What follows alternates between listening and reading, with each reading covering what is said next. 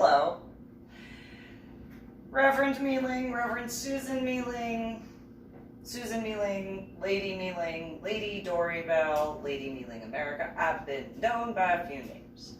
So before I go on to a different video that I'm still kind of processing, I guess is the word. So I was listening to, he calls it just another channel. I think it's not just another channel, it's a personal opinion.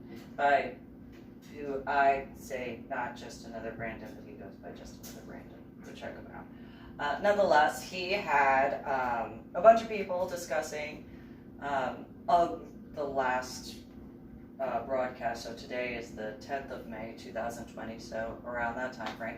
There's a guy from the East Coast. I'm glad you're good with that. So they were discussing having gone to the CDC and a protest and that sort of stuff, as well as the aspects of Lyme's disease. Now, before I go into the Lyme's disease aspect, because believe me, I'm going to get into that, I have a few aspects of my personal opinion. So, in the military, which goes into other aspects of the next video, in the military, there were those who have gone through basic training know what I'm talking about. You get shown certain videos, you get shown certain pictures of what you do not want to catch and why. There's certain things you just don't want to have to worry about. Obviously, you don't want to catch something you can't get rid of. And so, gosh, that's good. And so, that being said, but not, the aspects of the CDC in regards to my personal experiences in the BDSM, LGBTQP, and swinger lifestyles. Now, while I have been the way I am as far as, immunizations and stuff like that, certain things being important, if you would just get your children immunized to begin with, probably wouldn't be where we're at this point in time. Those who, again, who have gone through basic training, who have seen those videos, who have seen those pictures, have had the descriptions, the explanations of what can be an issue, know what I'm talking about.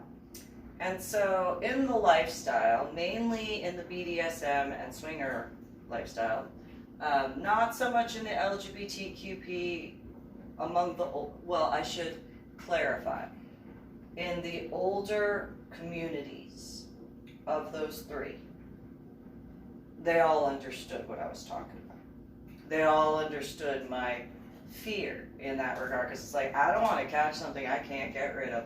And that was before going through the Austin Dominant Mentor program.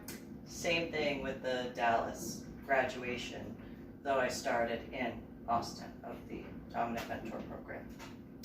And so, while one of the homework assignments during the boot camp, irony of ironies, was that we had to research that sort of stuff. And so where I remembered certain aspects, mainly the pictures, those kind of don't want to have that.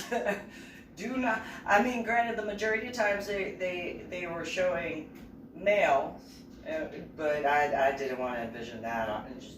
No, thank you. No, I always want to be clear. I always want to be clean. No, I do not want that. Thank you very much. You can keep that stuff to yourself, and I really want you to, not spread that. Just saying, And so I don't know how it is in the civilian sector. I don't know how that goes in reference to if you contract something and then the reporting aspects. And while I understand in certain regards there are the confidentiality, medical record, blah, blah, blah sort of stuff, in regards to the CDC, then how are they able to keep control of like minimizing that stuff? So that way it doesn't go not just around cities, states, and stuff like that, the United States of America, but even the world. You know, with that regard, you want to, if you choose to, take a look into when the Pilgrims first came to the United States of America, the colonials, where as a peace offering, they had offered blankets to keep the Native Americans warm, not realizing that they did not have those immunities. They didn't purposefully infect those guys back then. I'm just saying, that's not what was done. It was genuine. When they gave the blankets to the Native American tribes that they had first, met with, after a few issues, nonetheless, it was a peace offering. And when the miscommunication occurred, the Native Americans thought that they were being, taken out, and it was actually a peace offering. The irony. So in that regard, I have been a big proponent on being honest in maybe too many ways, but I'd rather be honest than not. It's personal preference. And so, similarly to, I have to go through menopause a minimum of 2 times.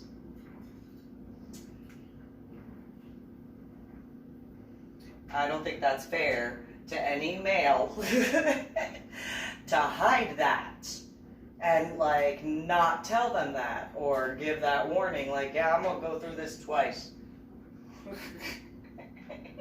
That's how much I care.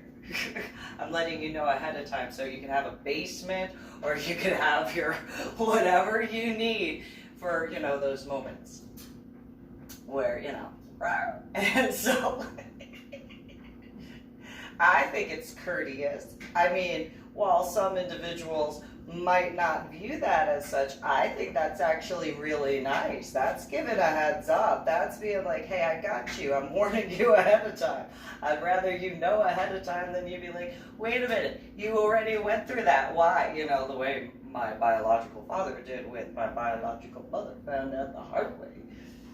Just saying, I wasn't going to do that.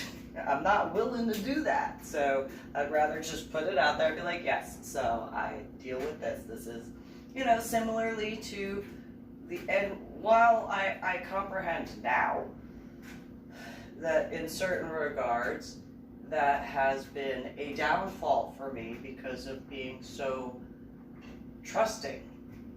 Because I can't tell a lie. Why would I think anybody else would? I don't do things to manipulate people. Why would I think that anybody else would? I don't go out of my way to cause harm, so why would I think anybody else would? I know that sounds probably ridiculously innocent, but it's the truth. And so I've never denied the head injury on Palm Sunday in 2000, which I will get into that in the next video that I'm going to do. I've already gone through 2 of the 4 packets to pull out certain information to go over that in regards to the proof that people didn't believe.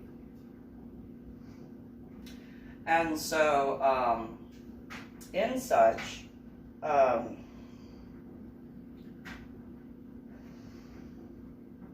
the Army, you have to report that. At least back when I was in medical hold. That was something that was mandatory. Or medical hold unit. I don't know if that changed over time. But again, in regards to the same thing when it comes to immunizations and that sort of stuff, I mean, realistically, it's to assist the body to naturally build up immunities to stuff. Now, there are certain shots that, yes, if it's a yearly thing, I mean, I know that anytime I've been given the flu shot, I've gotten the flu. So I know I'm not the only person who's experienced that. However, when you look at polio, when you look at the measles, when you look at certain things, you have that as an immunization. You have that in your system. You have the antibodies that naturally built up to keep your system strong.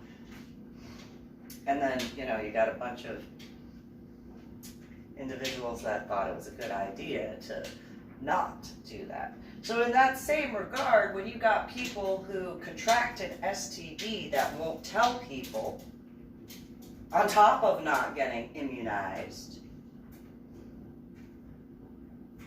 how much more difficult does that make the CDC's job?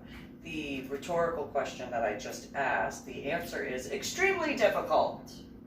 And while, yes, in certain regards, they have done certain things to test and see to keep humanity safe, not always in certain regards, because of certain aspects, there are the realities on that.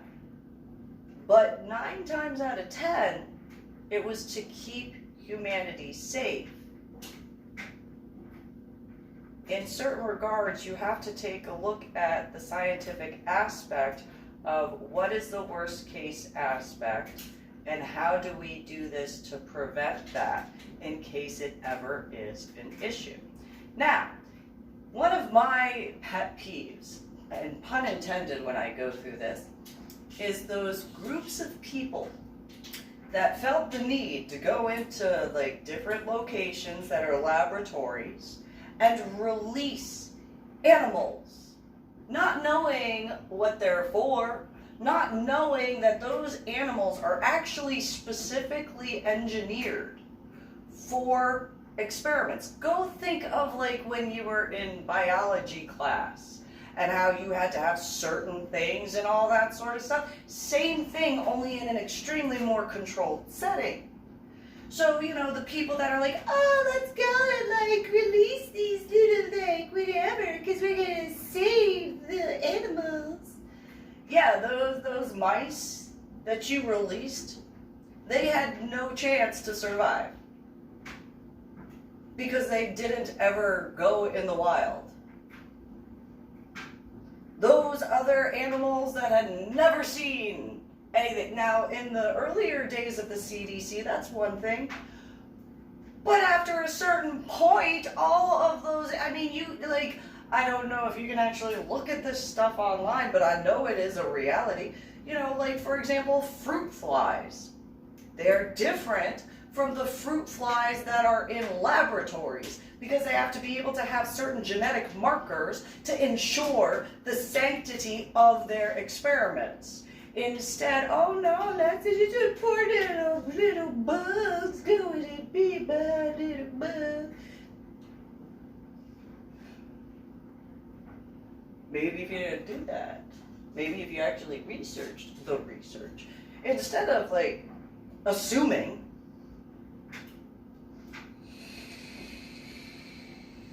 there wouldn't be an issue, hypothetically. So, you know, while I'm glad that I haven't seen those particular news articles or broadcasts recently where people have broken in to, like, different laboratories to go and release animals, I mean, seriously. But maybe the ones that did back in the day, certain things wouldn't be an issue in this time frame if you didn't do it back then. Hypothetically. Now, in regards to one of the other aspects that, not just another channel, though he calls it just another channel, not just another Brandon, though he calls himself just another Brandon, discussed with the guy from the East Coast, yeah,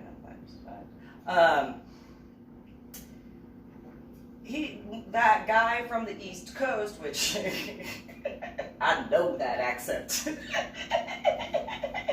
That's home. That's where I'm from.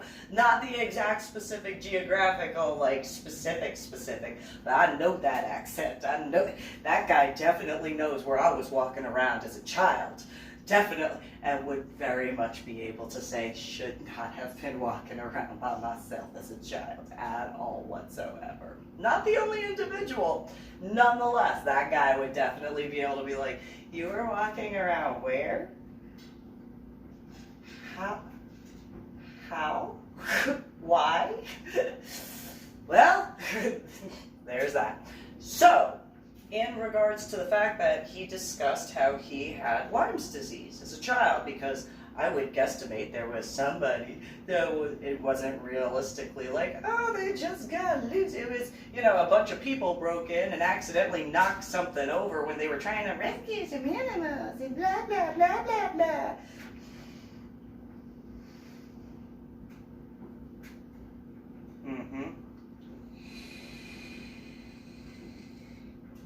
So, I wound up having mono, Epstein-Barr, bronchitis, Lyme's disease, and the flu all at the same time. That was when I was in 5th grade. And my biological mother, she had known that I had a temperature. She took my temperature before she sent me to school. And I told her, I think you need to take me to the doctor. I don't feel good. Oh, you're just attention seeking. No, I'm really not feeling good.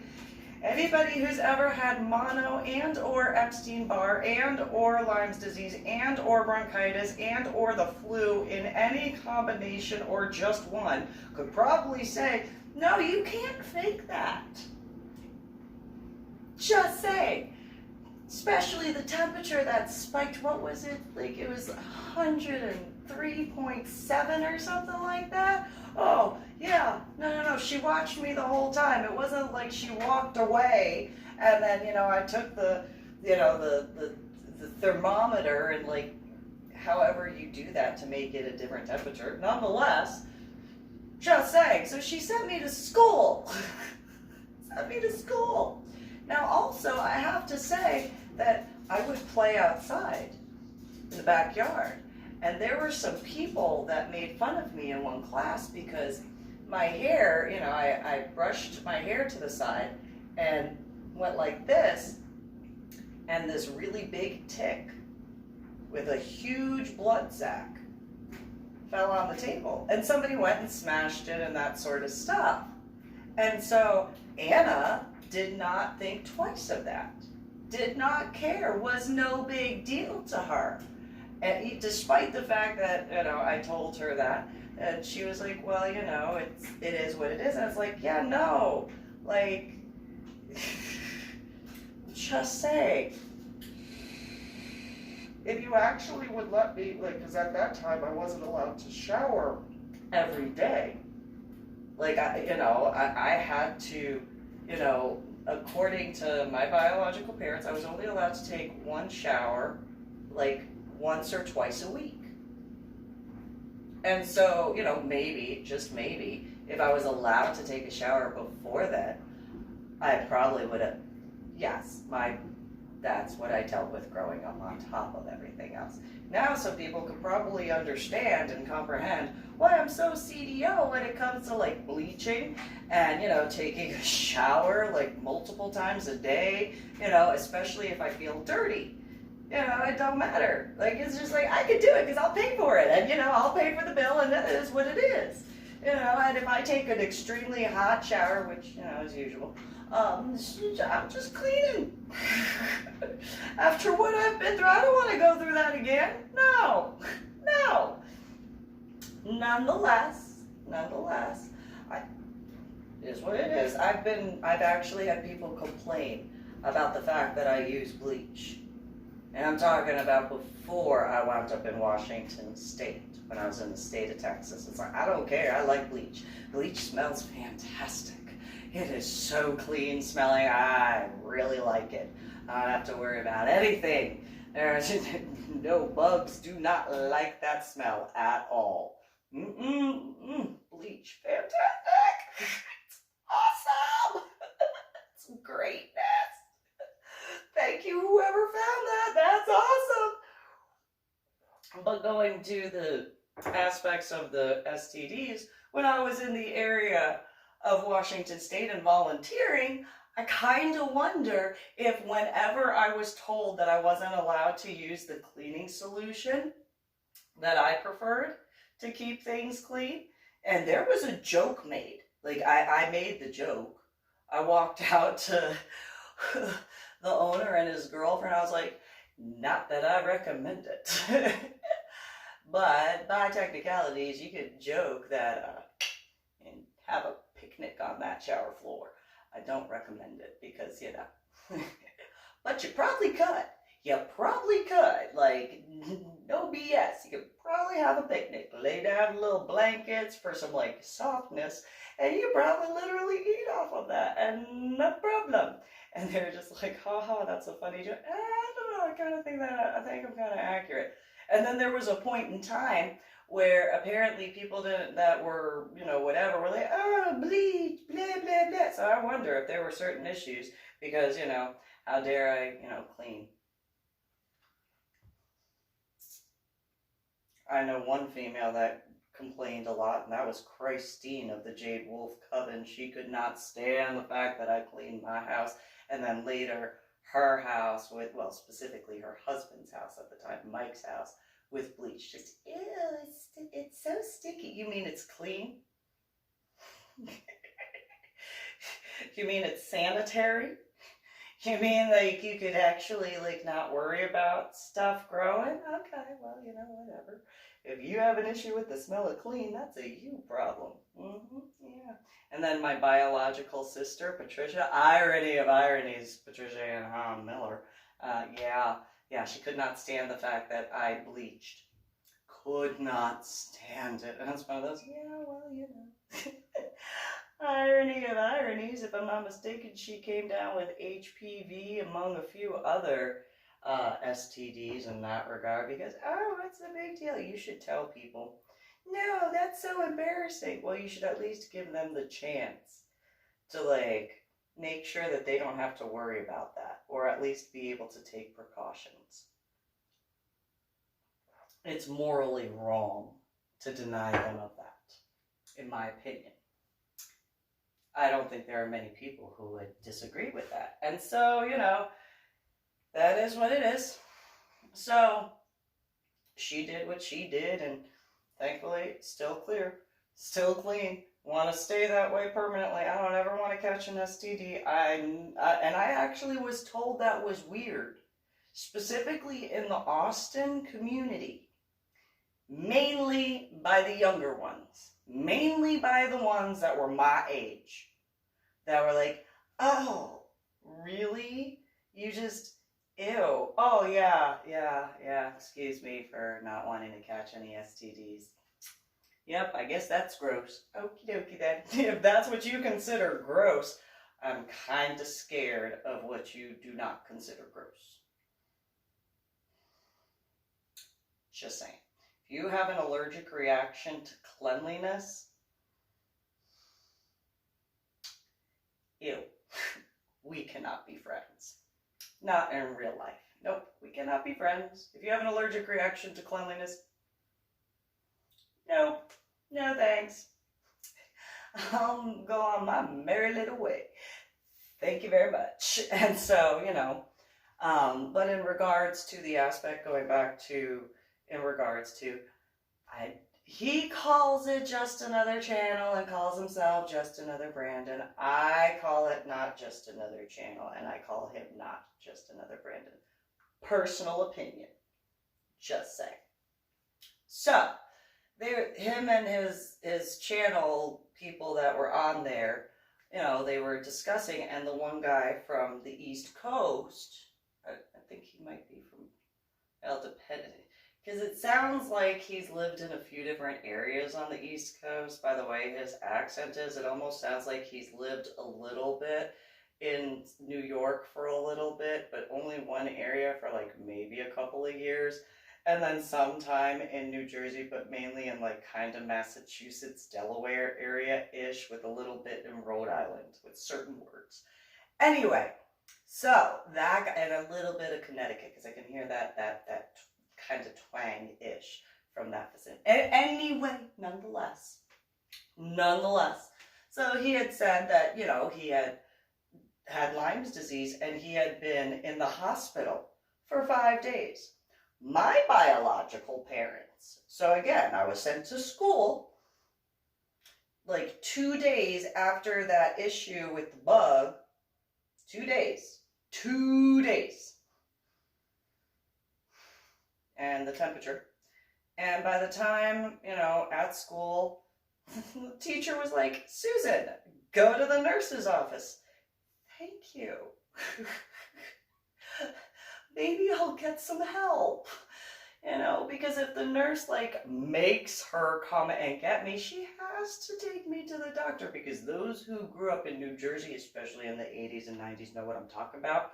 You couldn't come back to school without a doctor's note, which meant that like I had to be like actually like medically taken care of. And so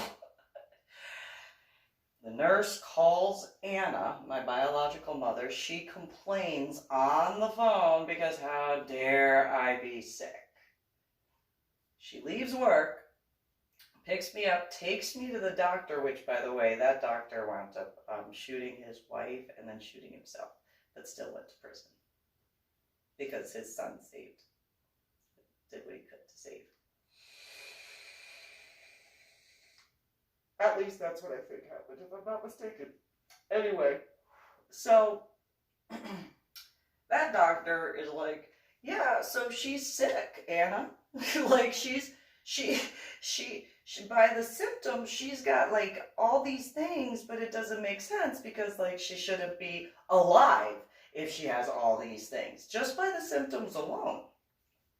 So, you know, need to do blood work. So then, you know, had to go get blood drawn,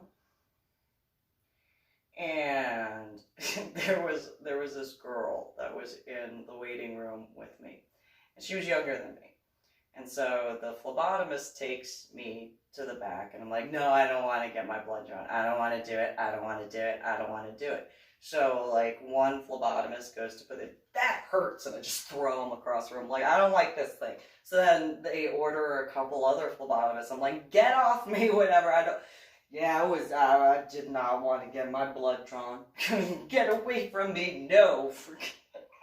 Got to the point where they were like 6 or 7. You see how my daughter's my daughter. And so, you know, no, I don't want to, just get away. And just one phlebotomist flies across the room. Another one comes at me, no, I don't think so. Another one comes around back, it's like, I don't think so. Nope, you are not ninja. What? It didn't matter, I was in 5th grade. And sick, mind you. And just, no, I don't want to. Well, Mike comes in, he backhands me, and then I sat down, and then they drew my blood. That's how that happened. Yeah. Sorry. Well, because one of the I can laugh about this, not the backhanding part, obviously. One of the phlebotomists, he goes, what about the little girl that's out there? I don't care. And Mike actually had to be called to show up because Anna just could not, no. First off, she couldn't handle the sight of blood. So, you know, there was that. And then, you know, no, I don't think so. No, I don't think so. Yeah, just throwing them. I don't think so. No, I don't want it. I don't want my blood drawn. Leave me alone. And so, you know, then when Mike showed up, he was like, you better sit down. I don't care. I don't want my blood drawn. No. And then the phlebotomist, another one, came to that, you know, one of the spare guys. Sorry. I just really didn't want my blood drawn.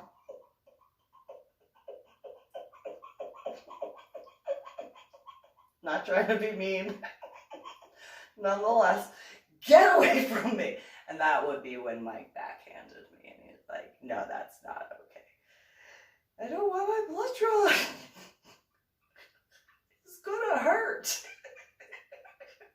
But apparently not hurt as bad as you backhanding me, you know, you being a 3rd degree black belt and all, so, you know.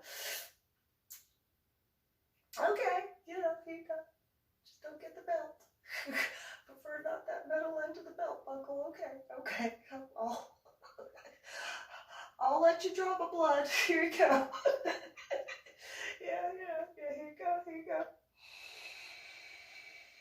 Yeah, that was it. That's the sad part, is at the end of it. That was it. As the other phlebotomists are helping each other. And after the one that wound up getting the blood drawn, I'm sure you can envision essentially each one of their faces went, oh, that was it? Huh. Well, what you do about nothing?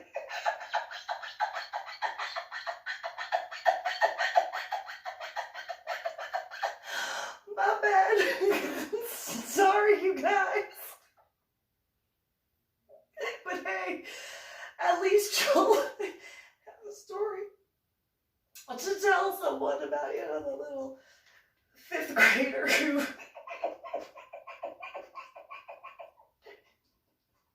didn't want to get her blood drawn.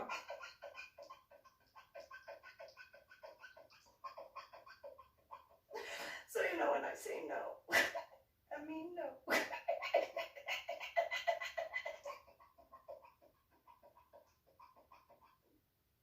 Nonetheless, you know, the doctor got the lab results fairly quickly. And found out that I had monoepsilon bronchitis, Lyme's disease, and the flu all at the same time. And, you know, he had actually called Anna to bring me back in to the doctor's office.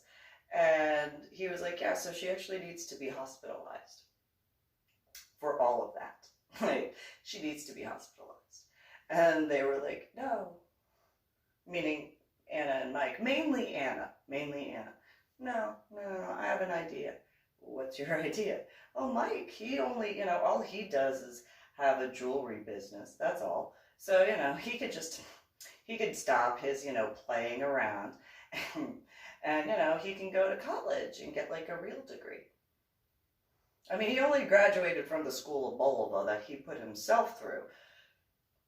But whatever, okay. You know, those who know Bulova watches and clocks know that that is not just playing around and tinkering around.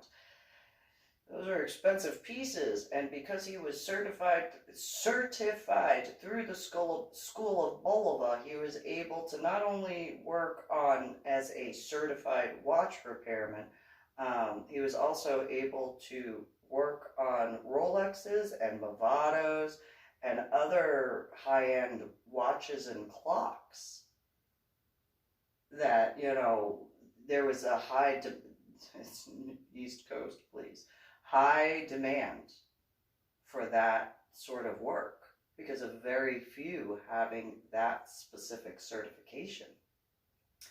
But Anna, oh, he's just playing around. It's just a specialty. Oh, okay. Yeah. He also made jewelry, as in he set the stones himself and did all that mold and stuff like that. Yeah, he did that. Because he went to the School of Gemology afterwards. After going to the School of Bulova, just in case. But Anna thought that that was just, you know, him tinkering around. I know that there are people who know what I'm talking about, but that was not tinkering around. Not at all. At all. And because of Anna, that was not around anymore. That was Anna's fault. So those people from the East Coast who know what I'm talking about, that's Anna's fault. Irony. So he went to the college to become an RN while attempting to still run his business. And so while I was then, of course, I couldn't go to school. Duh, I I should have been hospitalized, but instead, no, just stay home. I could probably get better quicker if I go to the hospital. I think that a couple of days in the hospital compared to Mike going to get a degree probably will be cheaper. Probably. But okay, you don't know better, but whatever. And so, yeah, yeah. So for 6 months, I was out of school. Because of Anna being, oh, well, whatever. So there was in-home care that came to do the IVs and stuff like that. And, and another thing that I brought up to Anna, I think it's illegal, what you're saying that he should do. I think that it's illegal. I think it is. If it's not, it should be. I think so. I'm just going to throw that out there. Nonetheless. Just saying. So, but Mike wound up learning the backwards aspect because of male nurses. You were either gay or you were a problem from the female nurses. And it was one of those, it was, again, because of Anna. If Anna had just been like, go to the hospital. No, go. Stay home. But in certain regards, it wound up working out because I got to read a lot. She had like all the National Geographic books for years. So I got to read all of those. She started her collection in the mid 50s or something like that, or 60s. So all of those books I got to read. And then all of Mike's medical books got to read. And that obviously does not forget that I got to read the Bible multiple times over. I actually reread the Bible, I don't even know how many times. I had 6 months, and I'm a fast reader, even when I was sick. And so I was like, okay, oh, I'm tired. I'm tired. Whatever. And not whatever, just, went through it. And so, and Anna was actually hoping I would die. There's no denying that. She was actually, crossing her fingers and there were a few times where she said, I wish you would just die. Why won't you die? Your wishing and hoping means nothing to me. I hate you. Despite you, I'm going to live. I'm just saying, in certain regards, it was one of those, I hate you so much, I'm going to live. Just because you have tried to kill me so many times, I'm going to live.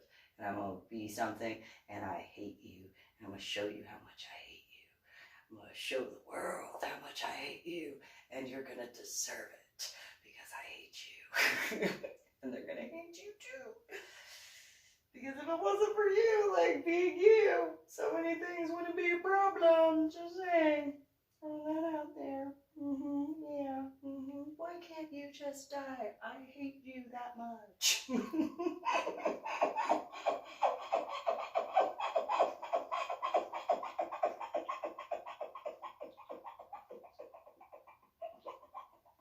And because Patricia is your favorite, I hate her too. So I'm gonna live because I hate you and your Patricia too.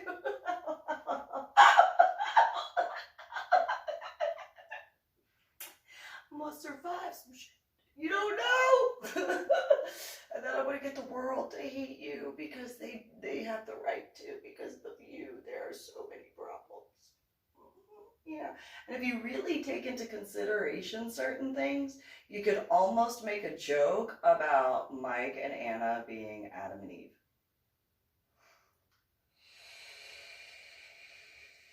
You could almost make a joke about that. Because if Anna didn't continue running her mouth the way, Eve did way back when. Just saying. Hypothetically. Nonetheless, I hate you that much. And since Patricia's your favorite, I hate her too. I know I'm not the only one at this point, realistically. And so, yeah, while I was able to stay clean and clear and all that sort of stuff, but that guy from the Not Just Another Channel, but Just Another Channel is what, not just another Brandon, but just another Brandon calls. That guy from the East Coast, like, he was hospitalized for 5 days. I would guesstimate that if I had actually gone to the hospital, I probably would have been out instead of having 6 months out of school.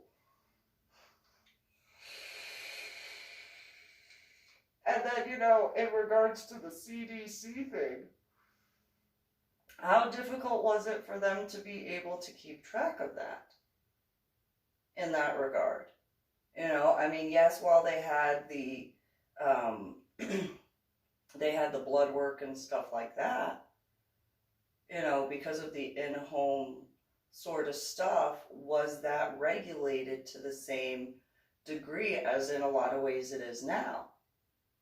And so, again, going back to Anna, you know, being the problem, how much more would it have been positive in a good way for the CDC if she had simply just been a decent human being? Probably a lot easier. I'm just saying. So again, at least I haven't seen news articles where people have been going after the laboratories the way they once had. Nonetheless, if you just would have gotten immunized back in the day, a bunch of stuff probably would not be as much of a problem as it is now.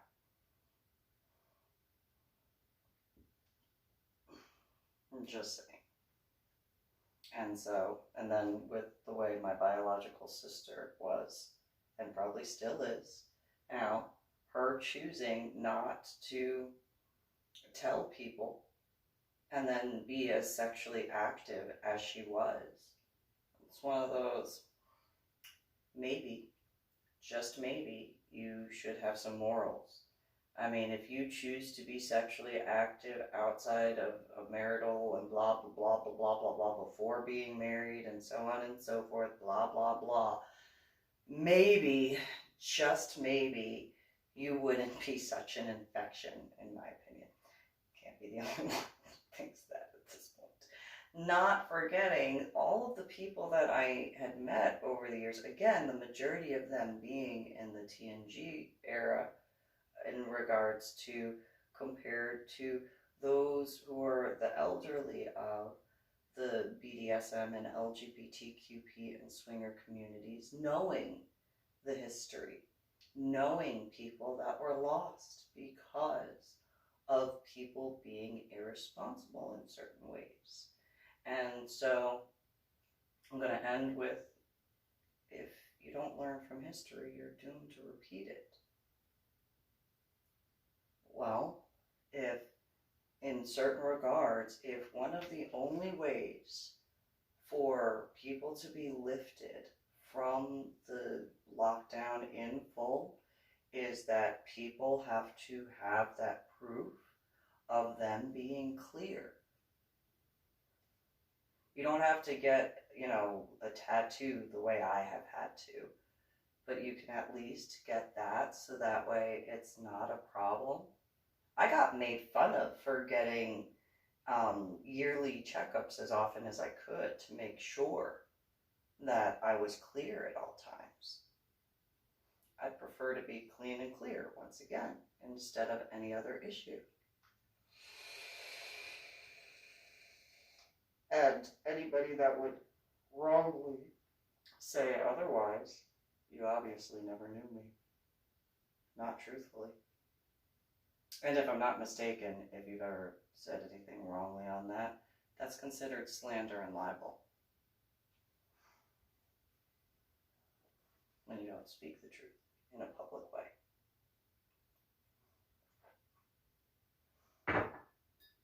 I could be wrong, but I think that's the term. Anyway, you guys have a good one. And yeah, immunizations are actually important. It prevents the spread of disease. Did I figure that out?